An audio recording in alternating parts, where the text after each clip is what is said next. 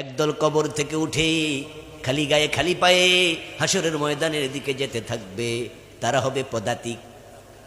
ফাতাতুনা ফুয়াজা, সবাই দল বেঁধে হাসরের ময়দানে যাবে।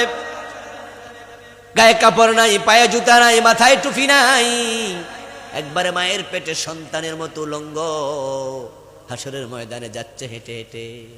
হাসরের ময়দান আগ থেকে প্রস্তুত, একবারে রুটির খামিরের মতো। সেখানে কোনো চিহ্ন নাই, পাহাড় নাই, নদী নাই, গাছপালা কিচ্ছু নাই। রুটি বানানোর আগে মহিলারা যেমন খামির বানায়, হাসরের মাঠটা কাল্লার তামা দিয়া বানায় রাখছে। সূর্য মাথার উপরে থাকবে, মানুষকে বলবে ঢোকো। সূর্যের তাপ জ্বালাইয়া দেবে, পায়ের তলার মাটি জাহান্নামের আগুনের মতো গরম হবে। ঘাম বের হইয়া মানুষ ঘামের মাঝে সাঁতার কাটবে। 50,000 বছর ওরা হাসরের মাঠে দাঁড়াইয়া থাকবে।